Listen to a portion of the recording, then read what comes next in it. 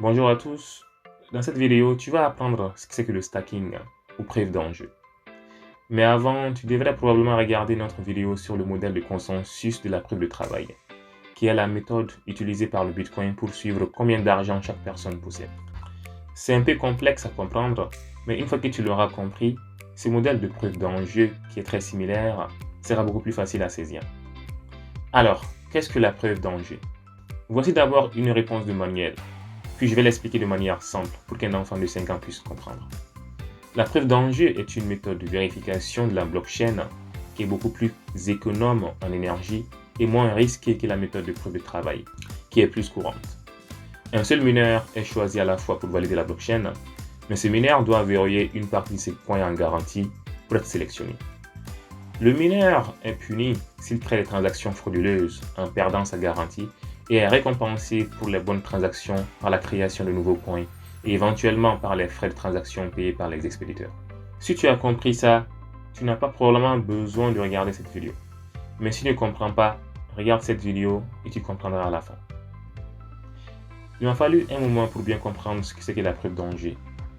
Je vais essayer de vous expliquer de manière simple. D'abord, je vais te dire pourquoi la preuve de travail est problématique. En fait, la preuve d'enjeu a été créée pour résoudre les problèmes de la preuve de travail. Imaginons ceci.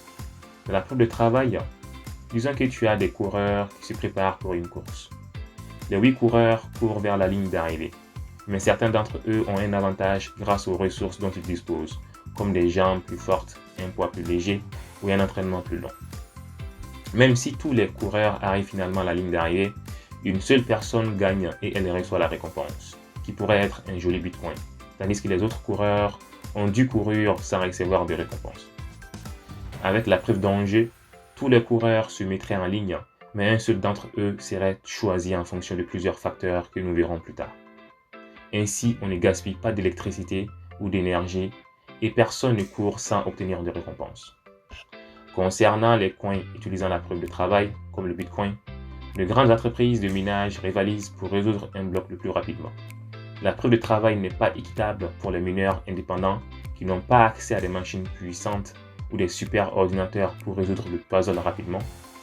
Avec les crypto-monnaies, nous voulons qu'il y ait beaucoup de mineurs pour que la pièce soit véritablement décentralisée et que la blockchain soit sécurisée. Si ces grandes entreprises de minage s'unissent, elles pourraient commencer à créer des transactions frauduleuses car la blockchain repose sur un système de vote majoritaire. Si elles obtiennent même 51%, tu peux dire adieu à tes bitcoins. C'est un grand problème et la preuve d'enjeu tente de la résoudre en ne sélectionnant qu'un seul valideur, c'est-à-dire un mineur. Le valideur résout le puzzle et gagne la récompense, tandis que d'autres valideurs vérifient son travail. Cela permet d'être juste. Un point clé dans la preuve d'enjeu est que, puisque seul un valideur est sélectionné, il est très important qu'il résolve le puzzle correctement. Sinon, on doit en choisir un autre. Attendre qu'il le résolve correctement, ce qui prend du temps, et dans le monde des crypto-monnaies, le temps, c'est de l'argent.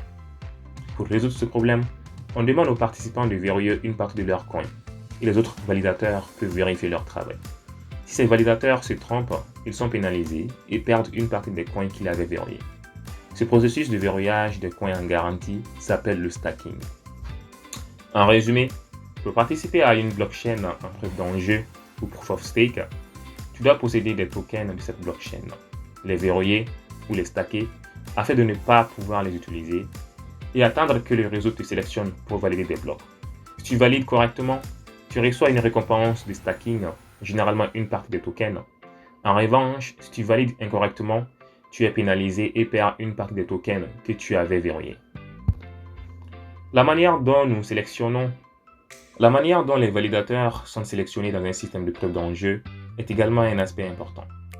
Dans de nombreux cas, les coins en preuve d'enjeu privilégient ceux qui mettent en stacking le plus de coins, car ils ont plus à perdre. Mais parfois, on prend également en compte la durée pendant laquelle ces coins ont été verrouillés. Car si ces personnes ont gardé leurs coins sans les perdre, elles font probablement de bons calculs. Cependant, si on ne sélectionnait que ceux qui ont les coins les plus anciens ou le plus de coins, on favoriserait probablement à nouveau les grandes installations de minage riches. Pour résoudre cela, on ajoute aussi un facteur de sélection aléatoire. Maintenant que tu comprends mieux comment ça fonctionne, parlons des risques et des récompenses du stacking. Il y a quelques risques à prendre en compte. Le premier est qu'il existe une période de verrouillage. Lorsque tu mets tes coins en stacking, ils sont déplacés dans un état verrouillé et pendant ce temps, tu ne peux pas les déplacer, ni les envoyer, ni les retirer. Parfois, tu dois les verrouiller pendant une période déterminée, comme un mois minimum ou jusqu'à un an. C'est un risque. Le deuxième risque est le savoir-faire technique. Ce n'est presque jamais aussi simple que de télécharger un logiciel et d'appuyer sur un bouton. Tu dois souvent savoir coder, configurer ton ordinateur pour valider et accepter les récompenses dans un portefeuille. Tu es responsable de sa résolution. Le troisième risque est la commission du validateur. Si tu ne veux pas configurer toi-même le processus de validation, tu peux donner tes coins à quelqu'un d'autre qui a les connaissances et l'équipement nécessaires. Ces plateformes demandent généralement une commission pour l'utilisation de leur ordinateur. Cette commission peut réduire tes profits. Le quatrième risque est la durée des récompenses. En fonction du réseau que tu choisis, il peut prendre des minutes, des jours ou même des semaines pour voir le paiement de ta position de stacking. Il est donc crucial de vérifier le temps de paiement des récompenses du réseau. Le dernier risque est un mauvais comportement. Si un validateur commet une erreur, tu perds une partie de ton stacking. Enfin, voici une liste des crypto-monnaies qui sont les plus populaires pour le stacking. Tezos qui récompense environ 6% de ce que tu mets en stacking par an, Cardano qui donne environ 4 à 5%, l'Algorand qui récompense environ 8 à 10% par an, Ethereum qui passe à Ethereum 2.0 et pourrait donner jusqu'à 15%. La preuve d'enjeu présente de nombreux avantages par rapport à la preuve de travail, mais elle a aussi des inconvénients comme elle peut invalider les mineurs indépendants